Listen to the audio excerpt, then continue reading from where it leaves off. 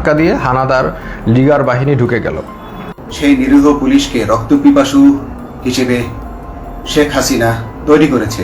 আপনারা যারা বিএনপি নেতা ইলিয়াস আলীর অপেক্ষায় আছেন, তাদের জন্য দুঃখজনক সংবাদ, তাকে অনেক আগেই হত্যা করা হয়েছে। এ কি করেছেন হাসিনা? বাংলাদেশের মধ্যে আয়না ঘর সাজিয়ে আর সেখানে এরকম ভয়ঙ্কর কার্যকলাপ করেছেন এই খুনি হাসিনা। এই খুনি হাসিনার আজকের গোপন তথ্য ফাঁস হতে চলেছে, যেটা আপনারা দেখার পর অবাক হয়ে যাবেন। একটা মানুষ কিভাবে বহু রূপ ধরতে পারে? এটা কি আসলে বাংলাদেশ ছিল নাকি ভাই অন্য কোনো দেশ ছিল যেখানে নির্মমভাবে হত্যা করা হয়েছে, নির্মমভাবে ইলিয়াসকে হত্যা করা হয়েছে? তার বর্ণনা দিলেন। দেখেন, একেই তো তিনি নিজেই প্রথমত এই খুনি হাসিনা বলছেন তাকে সাগরে নিয়ে গিয়ে মারতে হবে, মারার পর সেখানে তাকে পাথর পেটের মধ্যে ঝুলে তারপর সেখানে ছেড়ে দেওয়া হয়েছে। সে একদম সাগরের নিচতলায় গিয়েছে এবং ইতিমধ্যে এই পারমিশন দিয়ে সে আবার আসছে। আসার পর যাকে মারলো তার পরিবারে এসে সে স্বজন প্রীতি দেখাচ্ছে, মায়া মমতা দেখাচ্ছে। কোথায় গেল আপনাদের স্বামী? কোথায় গেল তোমার বাবা? কে গুম করলো? দেখেন একটা মাস্টার মাইন্ড কি পরিমাণের নাটকীয় নাটকবাজ। আপনারা জাস্ট এই ভিডিওটি দেখলে বুঝতে পারবেন। আমি আশা করব না টেনে পুরো ভিডিওটি আপনাদেরকে দেখতে হবে, নয়তো আপনারা কিছুই বুঝবেন না কি ঘটাইলেন এই খুনি হাসিনা। তিনি যাওয়ার পর সকল তথ্য বের হয়ে আসছে। চলুন আমরা সেই ভিডিওটি একটু দেখে আসি সরাসরি কি বললেন। পুলিশকে রক্তপিপাসু হিসেবে শেখ হাসিনা তৈরি করেছে। আপনারা যারা বিএনপি নেতা ইলিয়াস আলীর অপেক্ষায় আছেন, তাদের জন্য দুঃখজনক সংবাদ, তাকে অনেক আগেই হত্যা করা হয়েছে। তাকে পতেঙ্গা সমুদ্র সৈকত দিয়ে কড়া পাহারায় সাগরের মাঝখানে নিয়ে স্পিড বোটের মাধ্যমে মুখে পলিথিন পেঁচিয়ে হত্যা করে তার পেট ছুরি দিয়ে ছিদ্র করে তাকে পাথর দিয়ে বেঁধে সাগরে ডুবিয়ে দেওয়া হয়েছে। আসসালামু আলাইকুম, বিসমিল্লাহির রহমানির রহিম। আমি বাংলাদেশ পুলিশের একজন কর্মকর্তা এসআই মাসুদ রানা। আমি আপনাদের কাছে কিছু তথ্য তুলে ধরতে চাই, যেটা বাংলাদেশের মানুষ অনেক দিন ধরেই জানে না, বা তারা এই প্রশ্নের উত্তর খুঁজছে অনেক বছর ধরে, কিন্তু কোনো উত্তর খুঁজে পায়নি। আজকে যাকে সেনাবাহিনী থেকে অব্যাহতি দেওয়া হলো, মেজর জেনারেল জিয়াউল হাসান, যিনি এনটিএমসির প্রধান ছিলেন এবং তিনি র্যাবের অতিরিক্ত পরিচালক ছিলেন। অতিরিক্ত পরিচালক অপারেশন। তিনি মেজর থাকতেই র্যাবে ছিলেন এবং বাংলাদেশে যত গুম খুন হয়েছে বিএনপি সহ অন্যান্য যারা অ্যাক্টিভিস্ট, সেই গুম খুনের সাথে জড়িত এই জিয়াউল হাসান। অনেক নেতাদেরকেই র্যাবের কালো গাড়িতে করে সিভিলে ধরে আনা হতো, এনে র্যাব 1-এর গোপন আস্তানায় তাদেরকে আটক রাখা হতো। এরপর তাদেরকে সময় মতো অজ্ঞাত স্থানে নিয়ে তাদেরকে হত্যা করা হতো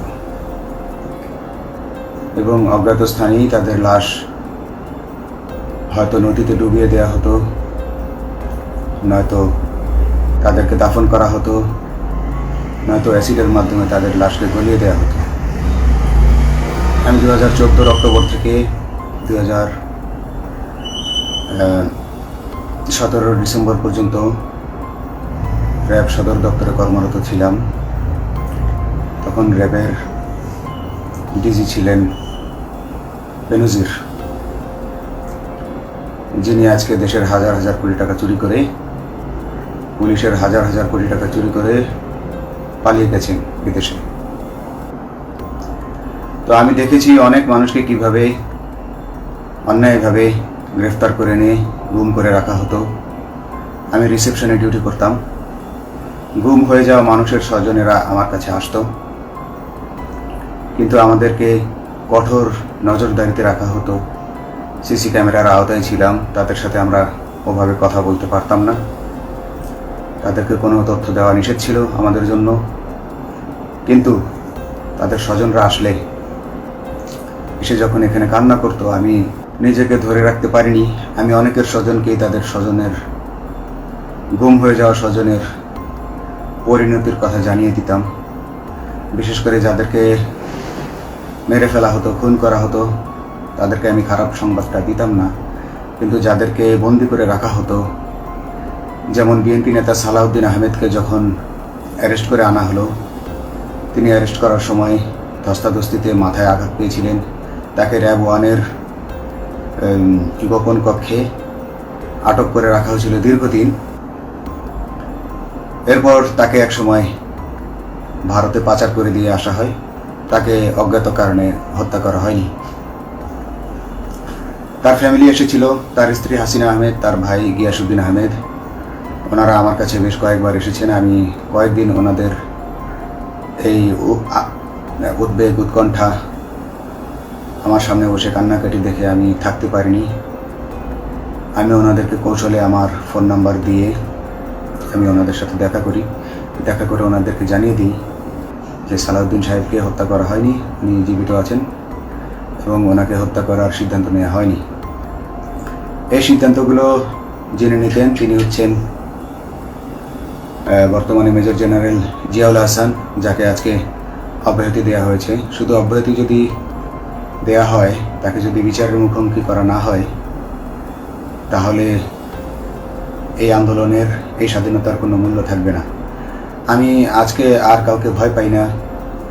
আমি আজকে বিশ্বাস করি যে আজকে আমাকে এই সত্য বলার জন্য কেউ গুম করে দিতে পারবে না।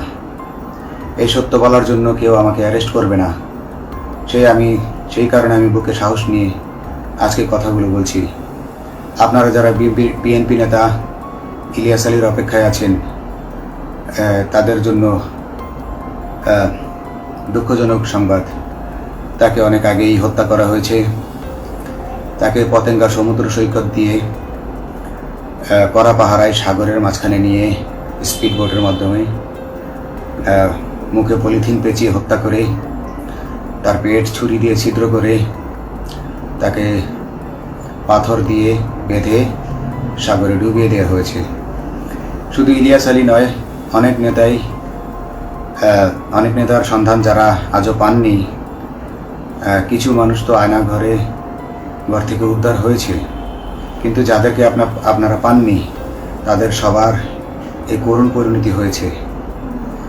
আমি যদিও তারা এই কাজগুলো অতি গোপনে করত এবং র্যাবের অন্যান্য শাখার কর্মরত কর্মকর্তা কর্মচারীরা এটা জানতো না, কিন্তু আমি অত্যন্ত বিচক্ষণভাবে আমি এই খবরগুলো নিতাম, কারণ আমি জানতাম এগুলো একদিন আমি প্রকাশ করতে পারবো।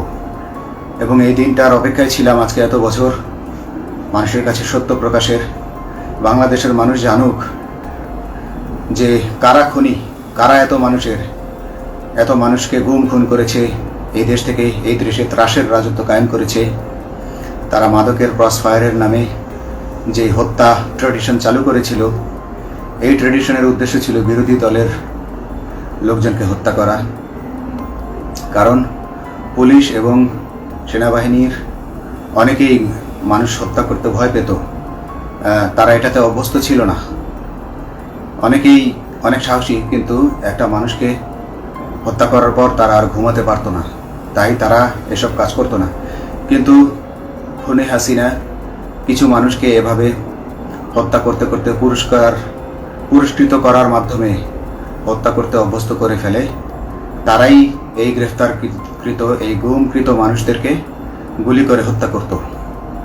এবং তারা এতটাই নিষ্ঠুর যে তারা এক একজন কয়েক শত করে হত্যা করেছে। এবং এই মানুষগুলোর সংখ্যা বেশি নয়, কারণ সবাই লাশ দেখতে পারে না। একটা মানুষকে খুন করার পর লাশের যে ছটফটানি এবং মাথায় গুলি করার পর মাথার যে বিকৃত অবস্থা, এই জিনিসগুলো আমাদের অনেকেই আমরা সহ্য করতে পারি না। তাই আমাদের মধ্য থেকে কিছু হায়নাকে বেছে নিয়ে তারা একটা টিম গঠন করে, তাদেরকে র্যাব সদর দপ্তরে বেনজির আহমেদ প্রতি মাসে পুরস্কার দিতে ডাকতেন এবং প্রত্যেকটা র্যাবের বিভিন্ন শাখায় বিভিন্ন র্যাবের বিভিন্ন শাখায় এরকম দু একজন রাক্ষস ছিল যারা মানুষকে শ্যুট করত, গুলি করত, হত্যা করত এবং গুম করত। তারা এখনও আছে।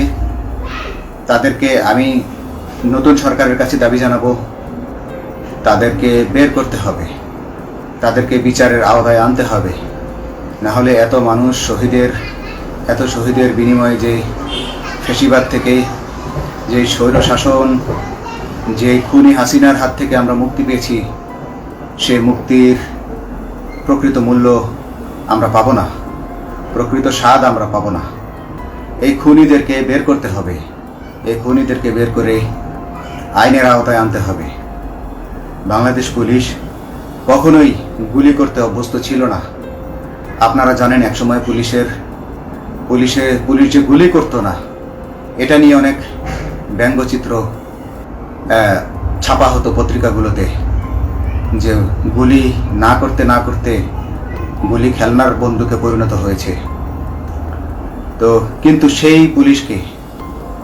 নিরীহ পুলিশকে রক্তপিপাসু হিসেবে শেখ হাসিনা তৈরি করেছে। তবে সবাই নয়, কিছু কিছু মানুষ। আপনারা দেখেছেন এবং এই আন্দোলনের ভিডিও ফুটেজ দেখলেও দেখবেন যে কয়েক শত পুলিশের মধ্যে কেবলমাত্র কয়েকজনই জনতার দিকে গুলি ছুড়ছে। তো আপনারা ঢালাওভাবে পুলিশকে আপনাদের আক্রমণের নিশানা বানাবেন না। নতুন সরকার অবশ্যই এর বিচার করবে। আমি আশাবাদী নতুন সরকারের কাছে। তারা যদি আমার কাছে কোনো তথ্য চায়, আমি তথ্য দেব ইনশাল্লাহ। এবং এই খুনিদেরকে, এই রাক্ষসদেরকে বের করতে হবে। প্রতিটি গুমের, প্রতিটি হত্যার সুষ্ঠু তদন্ত করলে এগুলো বের হয়ে আসবে বলে আমি আশা করি এবং আমি চাই এরা ধরা পড়ুক, এদের বিচার হোক। না হলে এরা যুগে যুগে এই রাক্ষস যুগে যুগে রয়ে যাবে, আমাদের মাঝেই তারা লুকিয়ে থাকবে এবং যুগে যুগেই তারা মানুষের রক্ত পান করেই যাবে। পুলিশ বাহিনী মানুষকে সেবা করবে, এটাই হওয়া উচিত পুলিশের ধর্ম। পুলিশের ধর্ম হবে পুলিশের জন্য, পুলিশ মানুষের জন্য। উন্নত রাষ্ট্রের মানুষ যেভাবে পুলিশকে ডাকলেই পুলিশ 5 মিনিটের মধ্যে ছুটে যায়, তাকে সাহায্য করে। আমরা বিভিন্ন ভিডিওতে দেখি যে পুলিশ হাঁসের বাচ্চাকে রাস্তা পার করে দিচ্ছে, একজন অন্ধ মানুষকে রাস্তা পার করে দিচ্ছে। বাংলাদেশের পুলিশ এমনটাই করতে চায়, আমরা এমনটাই করতে চাই, কিন্তু সেই পরিস্থিতিতে আমাদেরকে রাখা হয়নি। আমাদেরকে রাখা হয়েছে দৌড়ের উপর, আমাদেরকে রাখা হয়েছে বিভিন্ন অন্যায় কাজের উপর, বিভিন্ন অন্যায় আদেশের উপর। কেউ যারা মেনেছে তারা ভালো ভালো জায়গায় পোস্টিং নিয়ে থেকেছে, যারা মানেনি তাদেরকে খারাপ জায়গায় পোস্টিং দেওয়া হয়েছে, কারো চাকরি হারিয়েছে, কাউকে সাসপেন্ড করে রাখা হয়েছে।